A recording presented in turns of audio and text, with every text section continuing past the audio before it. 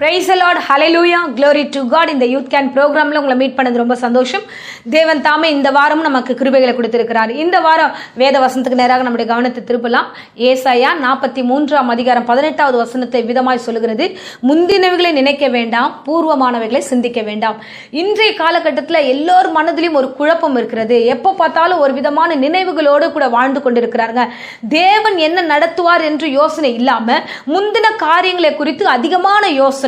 எங்கே நம்ம விழுகிறோம்? வாலிப பிள்ளைகளாக அநேகருடைய வாயில நான் கேட்கிற ஒரு வார்த்தை இருக்கு, நான் விழுந்துட்டேன், எனக்கு பழைய நினைவுகள் அதிகமா இருக்கிறது, அதை விட்டு என்னால வெளியில வர முடியல அப்படின்ற ஒரு வார்த்தை அதிகமா என்னால கேட்க முடிகிறது. பாருங்க, இன்றைய தினத்துல நாம எங்க தவறுகிறோம் என்றால் பழைய நினைவுகளே தவறுகிறோம். பழைய முந்தின காரியங்களை யோசிக்கிறோம். முந்தினவைகளை நாம யோசிச்சு நான் அப்படி இருந்தனே, நான் அப்படி செஞ்சனே, நான் நல்லா பர்ஃபார்மன்ஸ் பண்ணனே, நான் நல்லா எல்லாத்தையும் பண்ணனே, ஆனா இன்னைக்கு என்னால பண்ண முடியல, இன்னைக்கு நான் லோன்லியா ஃபீல் பண்றேன், நான் வேற மாதிரி இருக்கிறேன்னு சொல்லிட்டு தேவையில்லாத ஃபீலிங்ஸ்குள்ள அநேக வாலிபர்களை என்னால காண முடிகிறது. அல்லேலூயா. அருமையான வாலிப பிள்ளைகளை இன்னைக்கு கடவுள் உங்களோட கூட பேச விரும்புகிறார். இன்னைக்கு தேவையில்லாத ஃபீலிங்ஸ் இதெல்லாம்.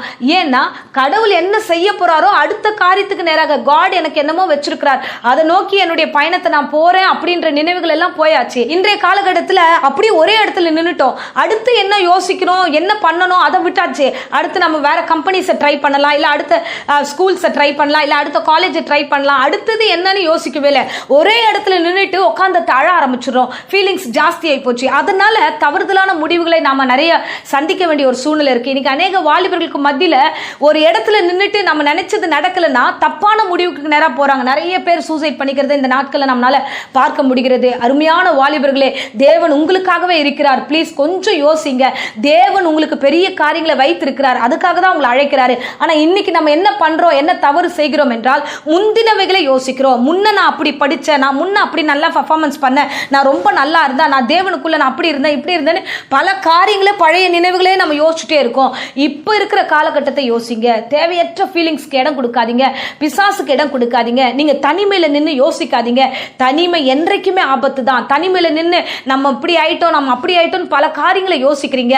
ஆகையால தான் இந்த பிரச்சனை. பாருங்க, இன்றைக்கு வேதாகமத்திலிருந்து ஒரு சகோதரி நான் காண்பிக்க விரும்புகிறேன். அன்னாள் என்ற சகோதரியை பார்க்கிறோம். வீட்டில் பிரச்சனை, வீட்டில் சூழ்நிலை சரியில்லை, தேவையில்லாத உணர்வுகள், பிரச்சனைகள், ஃபீலிங்ஸ் ஜாஸ்தி ஆயிடுச்சு. அவங்க உடனே அவங்க என்ன பண்ணாங்க அப்படின்னா, அவங்க தேவாலயத்திற்கு வந்து அமர ஆரம்பித்தார்கள். தேவனோட கூட அவங்க பேச ஆரம்பிச்சாங்க. அவங்களோட ஃபீலிங்ஸை ஷேர் பண்ணுறதுக்கு காட் ஒருத்தர் இருக்கிறார் அப்படின்னு அவங்க நம்பினாங்க. இன்னைக்கு உங்ககிட்ட நான் சொல்றேன் பாருங்க, நீங்க ஒரு தவறுதலான முடிவு எடுப்பதற்கு முன்பதாக உங்களுடைய ஃபீலிங்ஸை யார்கிட்டயாவது ஷேர் பண்ணுங்க. இல்லைன்னா தேவன் கிட்ட உட்கார்ந்து, ஆண்டவரே எனக்கு இந்த மாதிரியான பிரச்சனைகள் இருக்கிறது, நான் பழைய நினைவுகளோடு இருக்கிறேன், புதுசா எனக்கு எதுவும் நடக்கிற மாதிரி தெரியல, இப்போ இருக்கிறத பார்த்தா எனக்கு பயமா இருக்கு, என்னோட எல்லாருமே ரொம்ப ஃபாஸ்டா போயிட்டு இருக்காங்க, நான் என்ன பண்றதுன்னு சொல்லிட்டு உட்கார்ந்து ஜெபம் பண்ண ஆரம்பிங்க. தேவ சமூகத்துல 3 நாள் காத்துருங்க. கண்டிப்பா கர்த்தர் உங்களுக்கு பெரிய காரியங்களை செய்வார். அந்த வசனத்துடைய தொடர்ச்சியில நம்ம பார்க்கிறோம். என்ன தெரியுமா? அருமையான வேத வசனத்துல 19வது வசனம், இதோ நான் புதிய காரியத்தை செய்கிறேன், அது இப்பொழுதே தோன்றும், நீங்கள் இதை அறியீர்களா? நான் வனாந்திரத்திலே வழியையும் அவாந்திர வழியில ஆறுகளையும் உண்டாக்குகிறேன். வனாந்திரத்துல வழியை உண்டாக்குறவர் தேவன் ஒருவர் இருக்கிறார். உன் லைஃப்ல அடுத்து என்ன நடக்க போகுதுன்னு உனக்கு தெரியாதுதான், அது கரெக்ட். நீ யோசிக்கிறது கரெக்ட் தான். ஆனா அங்கே வழியை நான் தருவேன் என்று கர்த்தர் சொல்லுகிறார். உங்களுக்கு தெரியாம இருக்கலாம், தேவனுக்கு உங்களுக்கு வழி நடத்த தெரியும். அல்லேலூயா. பழையதை நினைக்காதீங்க. எடுக்கும் போதே சொல்லிட்டார், முந்தினவைகளை நினைக்காதீங்க, பூர்வமானவைகளை சிந்திக்காதீங்க. பழைய காரியங்களை குறித்து யோசிச்சுட்டு உட்காந்து ஃபீலிங்ஸ்ல இருந்துட்டு நான் போய் முடிவு எடுக்கிறேன், நான் போய் தப்பா காரியத்தை செய்கிறேன் அப்படின்னு சொல்லிட்டு தற்கொலைக்கோ மற்ற எந்த காரியத்துக்கும் முயற்சி பண்ணாதீங்க. தயவு செய்து தேவன் உங்களோடு கூட இந்த நாட்குள்ள பேச விரும்புகிறார். தயவு கூர்ந்து தேவன் வைத்திருக்கிற புதிய காரியத்தை நோக்கி வாங்க. வனாந்தத்துல வழியை வைத்திருக்கிறார், அற்புதமான வழி. அந்த வழி உங்களுக்குரியது. பாருங்க, வனாந்தத்துல தண்ணீரையும் வனாந்தத்துல ஆசீர்வாதத்தையும் உங்களுக்காக வைத்திருக்கிறார். அது நிச்சயமா உங்க கண்கள் காணும். இஸ்ரவேல் ஜனங்களை வனாந்தத்துல கொண்டு வந்த தெய்வம் அல்லவா, உங்களையும் கொண்டு வந்து உங்களை ஆசீர்வாதத்தை நடத்துவார். அன்னால் சிந்தித்தா, யோசிச்சா, கண்டிப்பா என் ஃபீலிங்ஸை புரிஞ்சுக்கிறதுக்கு எங்க வீட்டுல யாருமே இல்லைன்னு தெரிஞ்ச மாத்திரத்துல இமீடியட்டா அவ ஆலயத்துக்கு வந்தா, இந்த கண்ணீரோட ஜெபம் பண்ணா, தேவனே என்னுடைய ஃபீலிங்ஸ் இதுதான் அழுது ஒப்பு கொடுத்தா, அந்த காரியத்தை ஒப்பு கொடுத்த மாத்திரத்திலே அங்கே தேவாலயத்திலிருந்து ஒரு வார்த்தை வருகிறது, சமாதானத்தோட போ, உன் விண்ணப்பம் கேட்கப்பட்டது. இன்றைக்கு இந்த பிரசங்கத்தை கேட்கிற அருமையானவர்களே, நீங்கள் சமாதானத்தோட போங்க. இந்த வனாந்தத்தில் அழுதுகிட்டு நிற்காதீங்க. நிச்சயமா கர்த்தர் வனாந்தத்தில் வழி வைத்திருக்கிறார். சமாதானத்தோட போங்க. புதிய காரியத்தை கர்த்தர் உங்களுக்கு செய்வார். ஆமென். சோ இந்த நேரத்திலும் உங்களுக்காக நான் ஜெபிக்க விரும்புகிறேன். உங்களுக்கு விரோதமாக எழுந்திருக்கிற பிசாசை நான் கட்டி ஜெபிக்க விரும்புகிறேன்.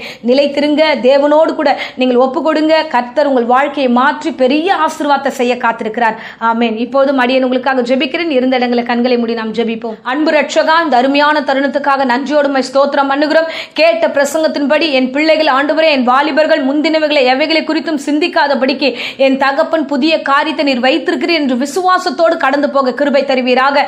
தேவையற்ற குழப்பத்தையும் பலவீனத்தையும் ஆண்டவரே, தேவையில்லாத டிப்ரெஷன்ல நேராய் கொண்டு போகிற பிசாசை இயேசுவின் நாமத்தினால் அடியேன் சபித்து கட்டுகிறேன் ராஜா. அப்பா, இந்த ஃபீலிங்ஸ் உண்மையாகவே நீர் புரிந்து வைத்திருக்கிறீர் ஆண்டவரே.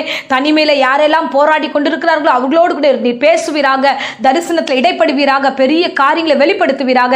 இவர்களை பாதுகாத்துக்கொள்ளும். ஆத்துமா ஒவ்வொருவரையும் ஒப்பு கொடுக்கிற அப்பா, என் தமிழ்நாட்டில் இருக்கிற ஒவ்வொரு வாலிபர்களுக்காகவும் இந்த வேளையில ஜெபிக்கிறேன். என் தகப்பன் இறங்கி வருவீராக. ஒவ்வொரு படிக்கிற பிள்ளைகளை நீர் பத்திரப்படுத்தும். அந்த ஆத்துமாக்களை வேலி அடைங்க ஆண்டவரே. விளையேற பெற்ற அந்த ஆத்துமாக்களை ஆண்டவரே நீர் வேலி அடைத்து காத்துக்கொள்வீராக. கர்த்தர் தாமே பொறுப்பெடுத்துக் கொள்ளும், ஆசீர்வதியும் வழி நடத்தும். இயேசுவின் நாமத்திலே ஜெபித்து ஒப்பு கொடுக்கிறேன் ஜீவனுள்ள நல்ல பிதாவே. ஆமென். ஆமென். Praise the Lord. God bless you.